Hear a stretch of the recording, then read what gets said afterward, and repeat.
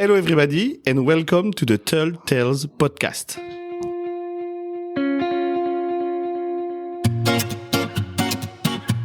Hello James, how are you? Hello, fine, thank you.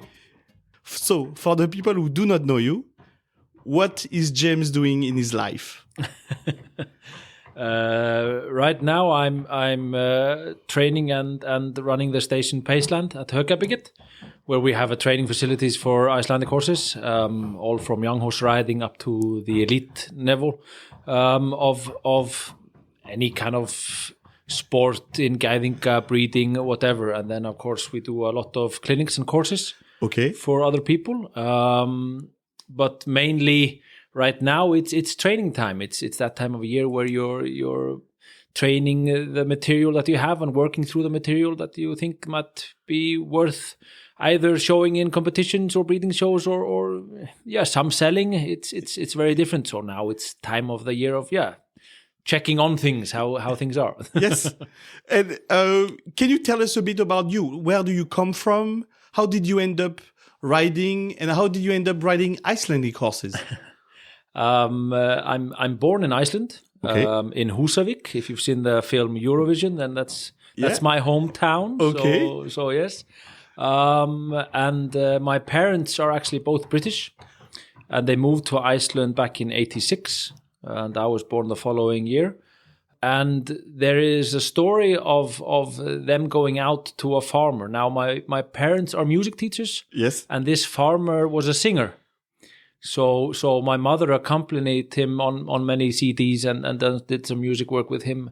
And when I was a couple of months old, this farmer showed up with me in front of him in the saddle, and he rode off into the winter snow, and my mom panicking over her child being robbed by this Icelandic farmer on an Icelandic horse. And apparently, I don't remember, I was that small, but apparently we came back and I had the biggest smile on my face, and after that I've been riding since, and the smile hasn't really gone. No, I can see. So. You still have the same smile. Yeah, I hope so. So this is how you end up meeting the Icelandic horses. Is the story true though, or is it? The story is true. The story is true. So that is how it all started. And this farmer actually gave me my first horse. My mother played in on a CD for him, and we got the horse in payment. Let's not talk about the quality of the horse. It took me from A to B, but I learned many things, good things and bad things. But that's also part of the development of any rider. Was he training you as well? Yeah, sometimes. And then I was lucky I had a lot of good trainers around me that could help me as well. And I got kind of the best of both worlds because of us traveling so much backwards and forwards also to England. I was riding a little bit of dressage and a little bit of other times, other things that were developing for me as a rider. I was very lucky. I rode a lot of horses when I was very young. My parents, of course, had no sense or skills when it came to this. And for some reason, I just got madly in love with it, and it was the best thing that I knew was to go and ride every day, 24/7, if I could. Because your parents are not horse people. You are the odd one in the family. I'm the odd one in the family. Yes, my parents are both musicians, educated from the Royal Academy of Music in London. Okay. So I was supposed to be the wonder kid, which I probably was. For some reason, I can play a song pretty much straight afterwards I've heard it. All right, okay. So me and my mom used to cheat. Mom used to play the song for me, and then I used to play it afterwards. And Dad always thought, oh, it's fantastic. Until he realized that I can't read notes. Notes for me is just like black dots on a piece of paper. I don't see the music in it. So that kind of was a turning point in my musical career. Short musical career. Yeah, it was. I still play today. I can play quite a few instruments, but I don't maybe have the passion. I mainly do it for myself. I played in a band in many years and all kinds of stuff like this, but it was not my passion. No, not in that way. You were born in Iceland. You did a lot of back and forth between England and Iceland. But correct me if I'm wrong. We are in Sweden, the south of Sweden. What is the story? How did you end up from the, like the triangle, the last part of the triangle? Yeah, isn't it always like we say, love, takes you into mysterious places? And at that time, I had a Swedish girlfriend, and we had been looking at farms back home in Iceland to settle down at. The market in Iceland was very hard in finding a farm for a young person to be able to buy and start a business agriculturally is very tough. It's very tough. So we had a look around, and she turned around one day and said, "Why not Sweden?" And well, I'm here now. Unfortunately, the love went in the wrong direction, but I'm still here, and I'm very grateful for the time that we had, and I've been here now for roughly 10 years. So I guess Sweden are stuck with me for now. Yes. Can you describe a bit Paceland, because this is where we are? Can you describe what does the operation look like? Yes. So Paceland was founded first on our old place called Hannas.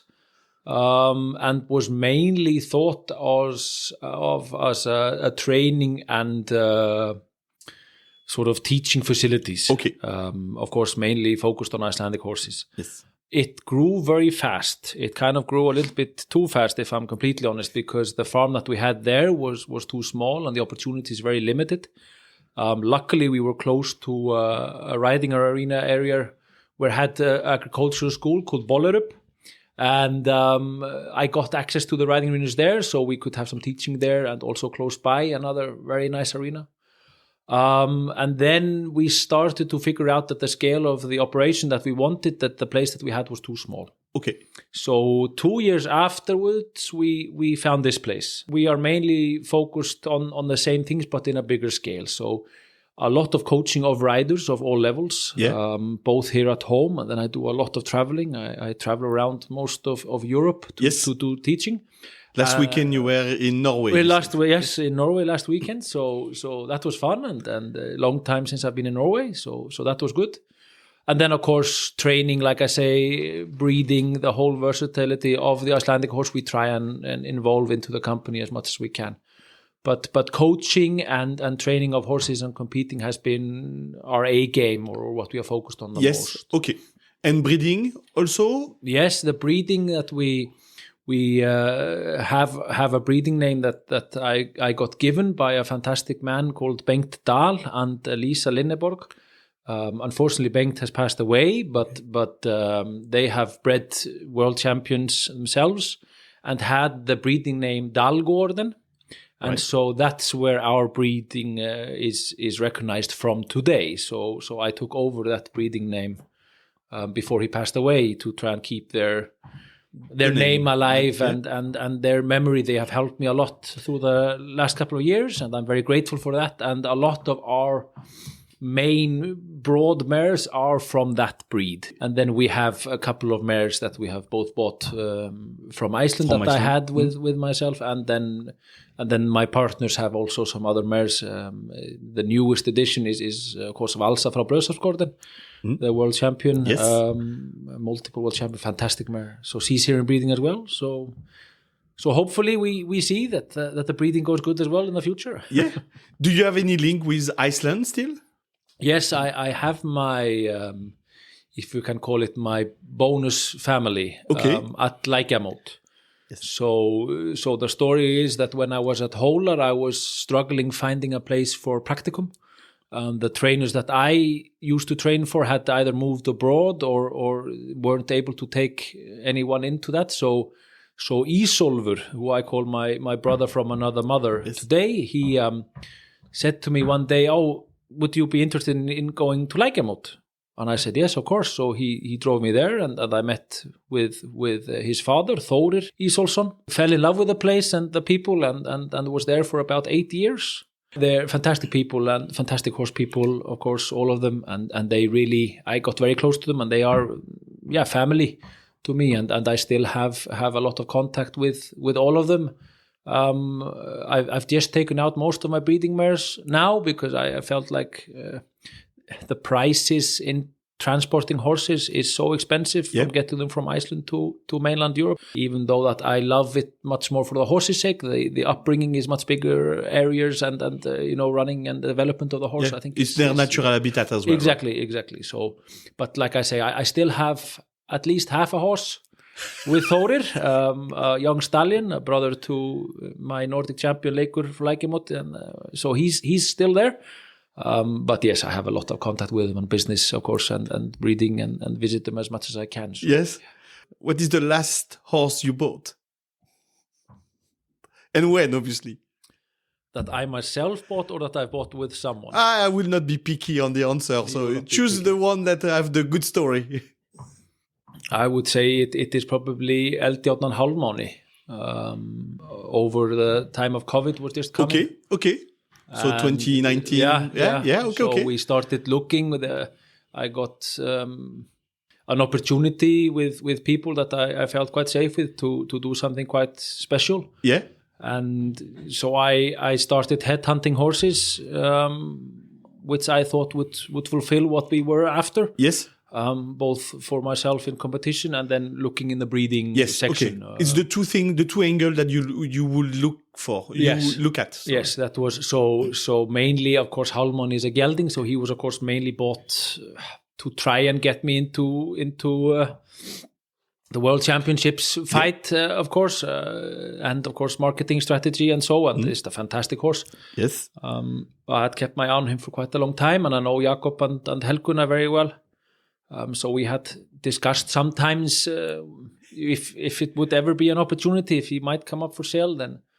But it was a bit special to that extent that both Eldjárnan and Hálfmáni are horses that I never rode before we bought them. Oh, wow. Okay. So because of COVID, then traveling, of course, to Iceland was a little bit complicated. And so Ísólfur was sent off and filmed and rode both Hálfmáni and Eldjárn. And I guess that I can't say anything else than that I'm extremely happy and proud over the whole scenario through that. It was a bit special the first time I rode them here when they came here. It was a lot of excitement, and also you don't know what you get. Is this really good? I've just said to someone, let's buy horses for so and so much amount of money, and the first thing that you try, you go like, oh boy, is this And I remember with Eldjárn, he had been in mares back home in Iceland and came out, and I was so excited. I put shoes on him when he had been about 2 weeks, just resting and so on.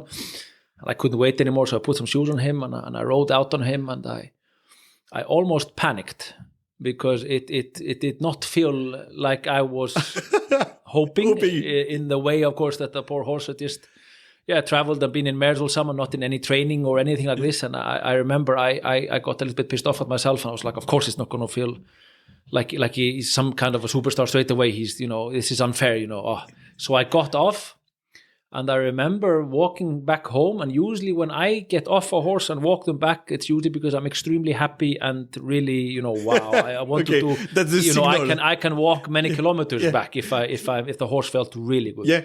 And I remember coming into the farm and people, oh, was he that good? He was that good. Yeah, he was, wow. Oh, shit. But a couple of weeks later, when he got into shape, he was fantastic. And so those are the two last horses that I would say I bought in that way. Yes. Yeah. Just a little segue. You said when you're happy with your horse, you tend to come back walking. Can you explain a bit the reason why? I can imagine why, but can you explain a bit why? I'm very old school, I guess, and for me, the biggest reward that you can do is to get off. So at this peak, I guess. Yeah. So if I'm outside training and I maybe have a plan in my mind, and I outside it's quite a long way to walk sometimes, because I sometimes it's a couple of kilometers home. But if I have an idea, or if I have decided what I want to do in the training session, and feel as that the horse has already given me that and almost a little extra, I like to reward the horse extra much by just getting off, loosening the girth, and walk home. Yes. Sometimes I even even call the girls and say, could you come and pick up my saddle, because I take the saddle off completely and just walk, have a alone time with my horse. Yes. And it's become, when you have a big company like this and you're training a lot of horses every day, you sometimes forget this moment of connection with a horse. And that's something that I try to keep in mind. These aren't robots, you know. They're living creatures. They have emotions and so on. And every time when I compete, so it's funny. My first World Championships, I remember it very well. I walked in the arena with my horse the second they opened up for the morning. It was really early. The tracks were open, and they had this free training, and there was no one there. And seeing the whole stands empty, and you could hear the birds and the sun coming up, you know, and you being there with your horse, that for me has become kind of like a ritual. So every morning before I start and every evening, I always go out alone with my horse and walk just in the area, and just sort of a little bit of bonding time. Yes, I guess. And that has become a ritual. I even did it now at the last Nordic Championships, and you did the same, and the same at the Swedish Championships. It also sort of puts your head in focus and in perspective of things sometimes. I think it is good to take a step back. Yeah. It's difficult to find this balance of also finding time for yourself. Yes. I'm very hard on my students in the way that the horse always comes first. Yes, okay. That is just the rule. The horse always comes first. And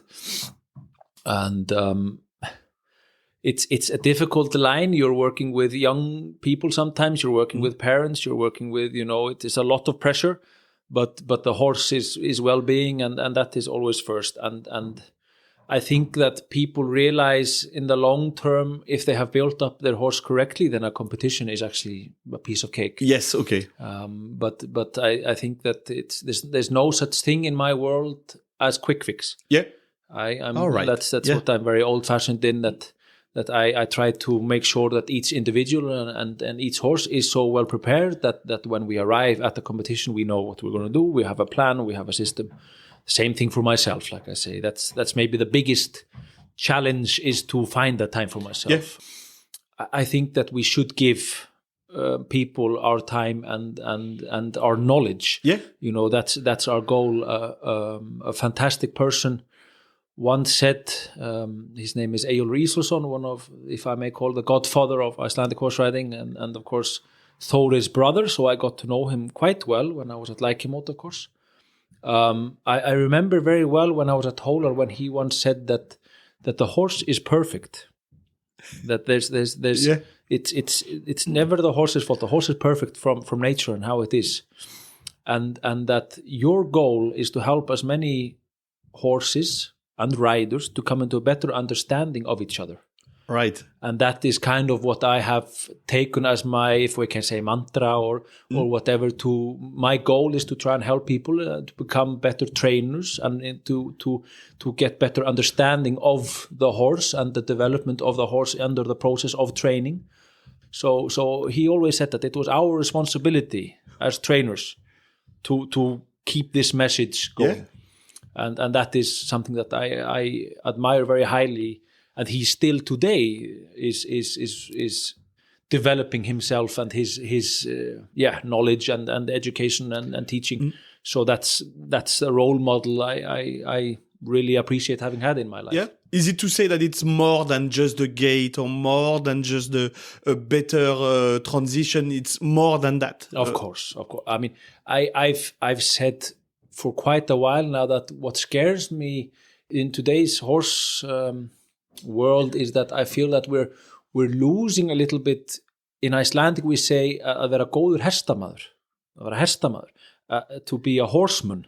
I think that this general knowledge of good horsemen, horsemanship, just not a rider or anything like that, but just general knowledge of how a horse works, the fundamentals, you know, this extreme deep knowledge of shoeing, of different bits, of using this and using that, and the feeding and the what is the horse's needs in certain areas. It's not just about getting the horse from the field, getting up, riding, and then saying bye, thank you, next. Yes, you know, it's this common horse knowledge, which I think that we have to be careful that we don't lose. Okay. There's a big discussion now, of course, with horse welfare, which I think is fantastic. It's going really good, but again, it's all about education. Yes. And I think that we have to take that by the horns on and say, look, we are educating, we are trying to do this better and better and better. There was one of the first person that wrote a script about training, Xenophon. Yeah, exactly. Xenophon. Yes. Yeah.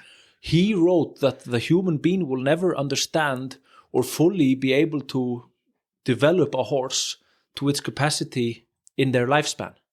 And this is, I mean, thousands of years ago. And we are still today figuring out. Yes. And, you know, and probably in my lifespan and many other people's lifespan, we won't ever reach that we feel that we have figured it out. We crack the code. Exactly. Yeah. The day when a rider feels like he knows everything, that he's the best, that's maybe the day to stop. Then you're on the wrong shelf, I think.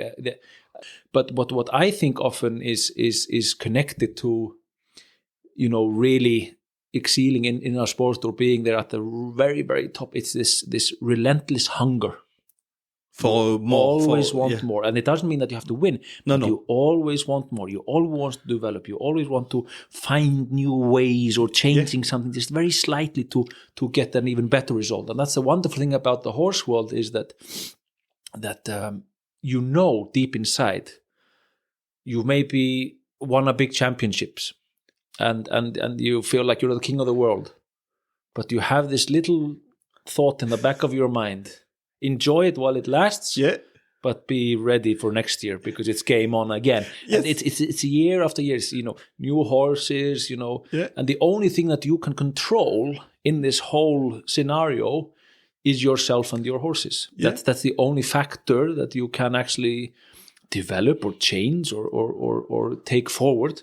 You can't do anything about if someone else buys themselves a fantastic horse and they ride, or they have a good day at the office and you don't, or if something happened in your program it didn't. You know, you can't change that. No. And I try to think of it that at least when I compete myself, I try to think of it as that I'm competing against myself. Yes. Whatever happens, that happens. But at the end of the day, the only thing, like I say, that I can affect is my own, you know, competition and my own. This is what way. is beautiful with the horses competition. You don't fight someone else. You are doing what you believe is the best, and the other rider will do exactly the same. Yeah. And the judge will decide we believe this one or you or someone else is doing better. Of course, no, it's fun and what I love about it is that I often. Remember a story of a young lady that came off the track, absolutely, like she had won the world championships. And I remember I looked at her points and I was like, wow, that's cool. Why is she so happy? It didn't go that good, but yeah. But for her, it was her personal best, and it was, you know, and that's something that we have to remember that, you know, that we are. That's also, like you say, the wonderful thing about horses. We're all different levels. Yep. You know, it's all different expectations and what you want from what you're doing. Some don't even want to compete, but you know, that's also fantastic, and that's the wonderful thing about the versatility, the difference of the Icelandic horse. They're so versatile that you can have. All from fantastic, nice riding horses out in the woods to the highest elite competition horses. True. And I think that's something that other horse breeds should look into a little bit more. I think that we have been very smart in the breeding and the way that we have developed our breed for the multi-purpose of everyone. Yeah, absolutely. I mean, you described it a bit, but what is a day and a week in your life looks like? Chaotic. No, well, is it training? Pretty much. Yes. Mondays to Friday afternoons. Usually, I am in the stable. Okay. From around 9 o'clock in the morning to about 9 o'clock in the evening. Okay. It's we have our lunch breaks and coffee breaks and so on. But for me, it is training 24/7. A lot of people come here for lessons and so as well in the afternoon usually. But no, from Monday to Friday it is mainly training and so. And then Friday afternoon is usually when I set off traveling. Okay. For, you do for travel teaching. a lot? Yes, Yeah. I'm away almost every weekend from about middle of September until the middle of March. Then Okay. it's pretty much every single weekend that I'm fully booked. I even laughed this year, the last year that just passed, the 22nd of December was my last teaching weekend. I said I have one weekend left. This is this weekend. It said, if you guys want it, you can take it. And they've booked the course. They just said yes. And they said yes straight away. So I was like, wow, damn it. okay. So Christmas for me is yeah. It is what it is. But of course, when you have a lot of horses to take care of, then of course it's a 24/7 work. Yeah, Monday to Friday at home training horses. Yep. And the only reason, no, I can't say that. The reason why I teach is that my horses also get a break from me. and if you're a horse nerd like I am, then the teaching thing is fun because, of course, like I say, you get to help loads of people. And so, but I think it's good that my horses also get 2 days away from me a little bit. Can you tell us how many horses you train in a week? Oh, we have around 50 horses in training. Oh, okay. So you don't train them alone, right? No. We are. I mean, you're good, but still, I'm not Superman. There are not enough hours during the day to get that. No, but we are a good bunch of people here that are here training and working. Most of them have been here for quite a long time. Yeah. So I know them very well, and I know what skills they have and what kind of horses and so. And we have a fantastic teamwork, and we've always been hopefully known for that we have a good working morale, and we are very helpful and trying to develop all the time, all of us. Yes. And a lot of the people that have been here, I think, have shown that how you can develop and how things have gone over the last couple of years. So I'm very grateful for the fantastic people that I've had here for many years. But yeah, it's around 50 horses. All right. That we train. So we discussed about training. You go out training for giving a break to your horses. Can you maybe describe, you mentioned it before, but can you describe your approach to training? Like, we say like system or methodology. Do you think you obey to one system or methodology? And if so, or if not, how do you approach your training? I don't think that I have any special way rather than anyone else. Of course, I'm educated from Hólar, so I would guess that that's kind of the basics of my training system is from that. And then, of course, every instructor has their own little twist to things and does it a little bit in their own way. I guess that I always try to find a positive. That's the first thing, that when I look at a horse and a rider, I always try to find a positive. It's very easy to find the negatives, and often when you ask people, what can you describe your horse, they always take the negatives. It's very rarely that they say, oh, but my horse is good at this or good at that. It's a lot of the negativity. So I guess that I always try to find a positive and find like a base where I can help the horse and rider from an area where they feel quite safe. So trying to find something that is like a safe zone. Yes. Where I can work and then through. To expand after. Yes. And then slowly sort of building on that. Okay. I often say to my students, in competitions at least, but also just in training, that I often try to tell them that it's not about getting the horse to be at its best. It's about getting the horse to raise its lowest level. Yes. So that the lowest level always gets higher and higher and higher. Because often we are so focused on the top. Yeah. But the way from the top and down to the bottom is quite far. But if your lowest level is very high, then the top you is reduce the quicker. span. Yes, absolutely. And you're not falling to the ground. So again, very long term sort of thinking, and I often laugh. A lot of the students that I've had for many years have always asked me a couple of years later, was this your plan? Was this where you were seeing us in the next couple of years? Yes and no. I try to always visualize and see where I would like to see them in the next 2 or 3 months in the training and how I want to see the horse develop. But I would say that my system is like most of the classical system in training horses. It's the so-called training pyramid that I work a lot from. And then, like I say, I very much mental. I'm very, very strict on the mental approach to the horses and Okay. how you are in the stable, Handling the horses? Yes, handling the horses, horse, and yeah. this, if I may use the word leadership, it's all about the balance. Yes. It's about the harmony between the horse and rider. And I often say to a lot of people that what do you want the horse to see when you walk around in your stable? Do you want the horse to see the goodies tant, that gives all the candy all the time, or do you want the horse to see the tyrant that is hard and strict and quite violent or mean to you? Yeah. What image do you want the horse to see when you come to the stable? And often the girls laugh that when I come home on Monday morning, when I come down the steps from my apartment in the morning, that most of the horses' ears are already starting to search for me into a connection where James is back. Okay, where so that's kind of the vibe I want. You want this connection. You want to see a companion. Yes. Not the other things. At least that's not my opinion. And I think that's how I've always been brought up, with this real big respect for what creature we're working with. And yes. And when I'm teaching, I guess that's what I think is the most important thing to come through. My goal is to make people better horse people. Yes, overall. Yes, overall. Yes. So you really think like over a long period of time? Yes. I mean, I think that training a horse, as most of us know, is a long-term project. Yes, it should. It should be, and that's how it is now.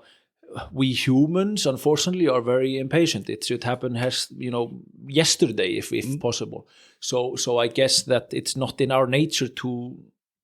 It has to take this long time to be patient, and that we want to see development quick. It is how we are, and it is part of our DNA. Now the horse's DNA is not as quick and it happens so quickly. Of course, you can see it in different individuals that they're quicker in the training. They pick up faster. Exactly. Absolutely. And then, of course, certain qualities in the breeding that you can feel that the horse has easier for this, or leg action, or tilt, or pace, or So there are definitely some factors that are playing this game. But I often say, in at least my breeding and my experience, that I would rather breed an individual that takes the training, not just the quality of the gaits itself, but takes training well. That you really feel a development, a very positive and easy development over a long term. Many horses have a lot of qualities, and from nature they're bred and they have amazing gaits, and they have it's so easy, but it's like it's always stop. You don't, the horse doesn't develop more than these qualities that it has. So I've had horses through all my life that have had maybe amazing qualities, but with training they have become so much better. Now, is that a sign of a good trainer? I don't know. Is it also that? But that at least is one of my sort of philosophies, is that I want to see the horse develop in the training all the time, in the correct way. Yeah. And I think that's something, like, again, that people we're not impatient. We're too impatient, and it has to happen so quickly. That, we don't give them the time enough sometimes. Sometimes I'm wrong, and sometimes I work them a little bit too long, I guess. But it's this belief in that it's going to get better. Do you have a go-to exercise, an exercise that you give to your students? It could be Yes and no. I guess that go-to exercise. Usually when we ask that question to trainer, they say no, first of all. And then after a while, like, yes, I tend to do that. But maybe you don't. I guess that my biggest problem is that the go-to exercise is very different after each individual. Okay. Yes, you tailor it. I don't think that I have any kind of favorite exercise that I do all the time. I mean, I think that I guess that if there's something that I always go to is no matter how good of a rider you are and the first lesson is pretty much on repeat.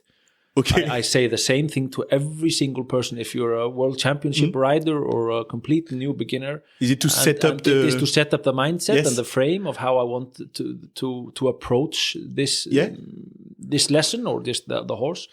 And it is about their nature. It is about the flight animal, the herd animal, the way of learning, the process, the DNA, and so on. And that I guess is the go-to that is like an old cassette player Yes. that you just press play and it just keeps going again. But that set up the students as well.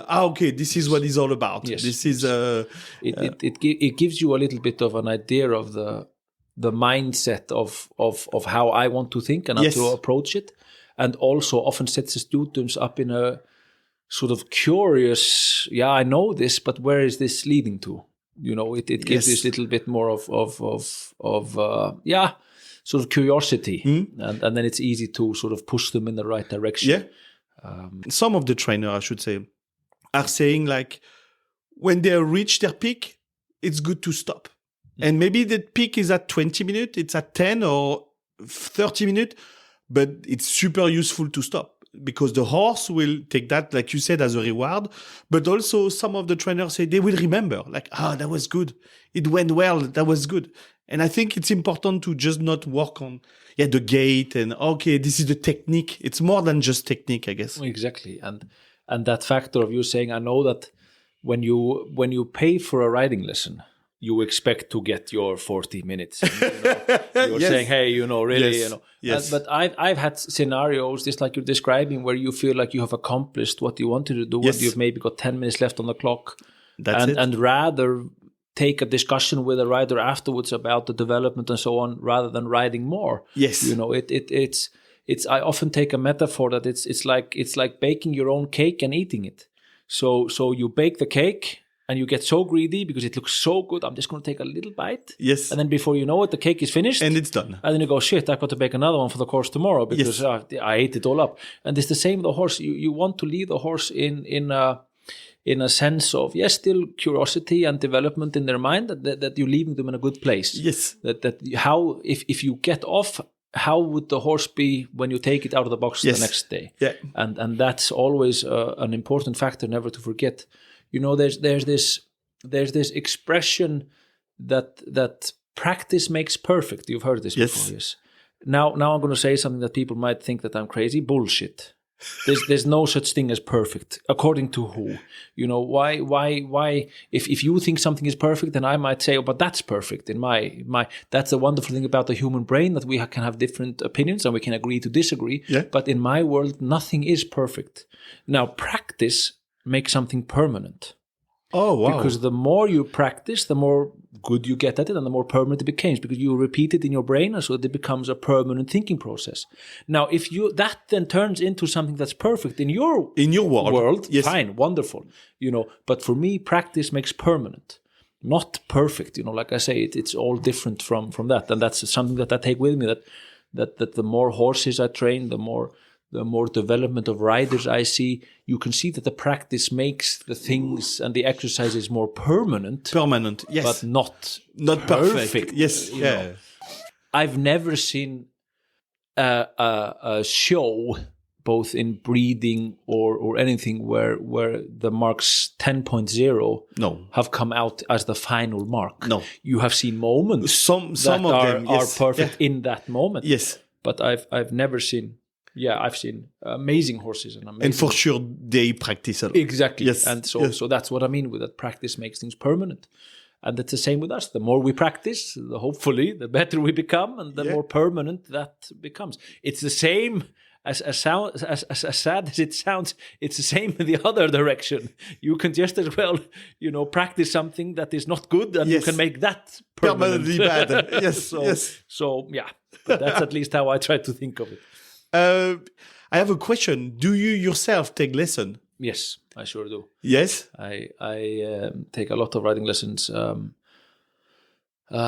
both for of course my family members. I even record myself quite a lot. All right. And then I go upstairs and lock the door, and then you can hear me probably kicking and shouting at myself what I'm doing. And, you review your own Yeah. Oh, I wow. can look at myself, and I'm very self-critical on my own riding and work. I think that often you are the best critic of your own. Okay. If you can have a state of mind, but mainly I ride a lot for Eyjólfur Ríðsson. Okay.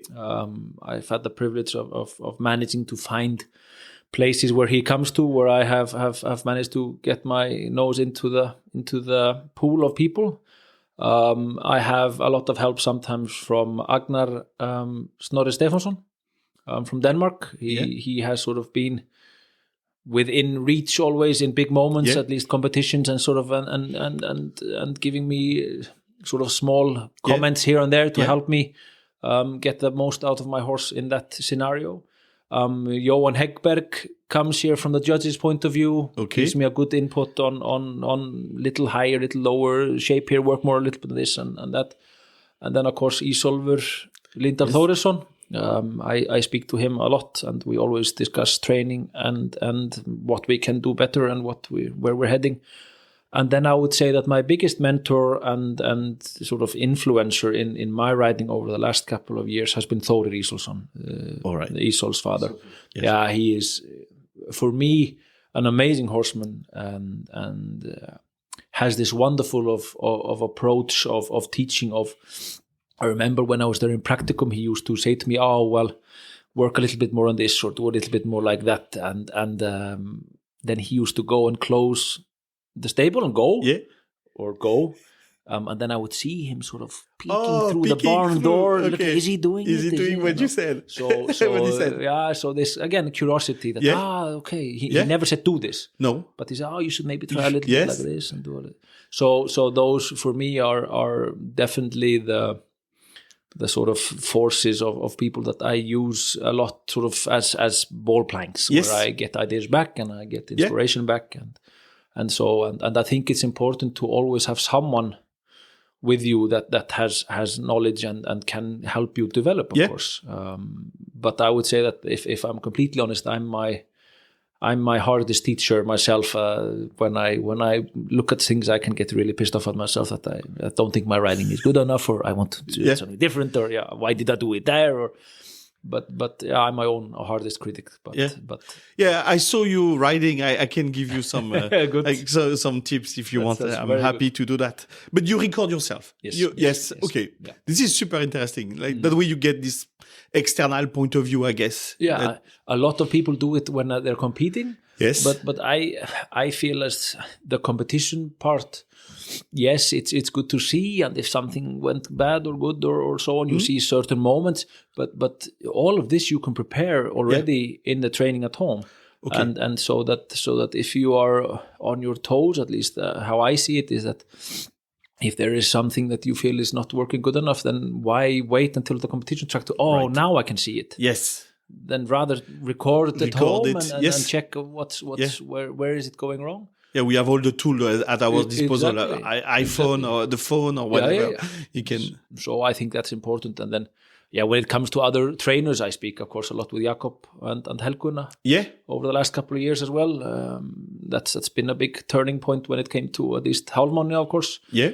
And I remember the first riding lesson I had for Eyjólfur Ísólfsson on Hálmánni a couple of years ago, and he kind of grinned at me and said, "You didn't buy yourself the most easiest horse." Well, thank you. So no, he knew him, of course, from when Jakob had him as well. So it was fun, and it's not often that Eyjólfur forgets the time, but this one time we suddenly found ourselves 10-15 minutes over the time that the lesson. And, we're finished now. We have to carry on tomorrow. Okay. Well, this is so cool, though. It's fun, and it just goes to show that horse people, we say this, that horse people, they're not very good on the clock and that we're shit. But when you're training and you're in your moment, and then time is just irrelevant. Yes, it makes no difference. And the horses, they don't have a clock. Exactly. They know when the feeding is coming, but when you ride them, they don't have a clock. So we are in the winter, and you mentioned it's where you prepare. What are the steps you're taking to prepare the season? Right now, it's a lot of basic work with really getting the horses soft and well ridden through their body. Okay. Building them up slowly, so that slowly putting more and more pressure. And I try to think. People sometimes talk about breaks and so on, giving the horse a break and so on. I try to think that it's not about the breaks themselves, but it's about trying to develop my horse better and better. That it's going to grow under the whole season. Right. But right now, I would say it's a lot of basic training in that way for that. So yeah. I try to always think that I want to have 2 horses in each discipline of quite a high level. Oh, right. So that I can feel that if this horse is in A shape, then he goes. If this horse isn't, then I take another horse. So like at the Swedish Championships this year, at the Gecko Championships after Nordics and so, I felt that the horses were good, but the day before we went, I rode Eldiot, and he had been covering a lot of mares, and he was just finishing. And I remember having a long discussion with the girls that I was really pissed off that he doesn't feel like he's good enough, and I just leave him at home. No, it's not fair on him, and that mainly just been working sort of basic work, and I thought I'll take Leikur and this fantastic horse Solbjartur that of course took a silver at the Nordics with a young rider, so that was really fun. Luckily, the girls persuaded me in the morning after that I'll take him with, you can at least train him on the track and see how he feels, and he's anyway finished with the mares this season, so this doesn't cost you so much. No, exactly. No. So I did, and that just goes to show how important it is to have 2 or 3 horses at a high level in each discipline. That he, the night before, sort of offered me something magical, something special, and you felt like he was really on A game. And on the other side, unfortunately, me and Leikur were not. Okay. Don't misunderstand me. He still made it to A finals and so, but there was something there. So I guess that's why I say I like to have at least preferably 2 horses in each discipline where you can really give the horse the benefit of the doubt also.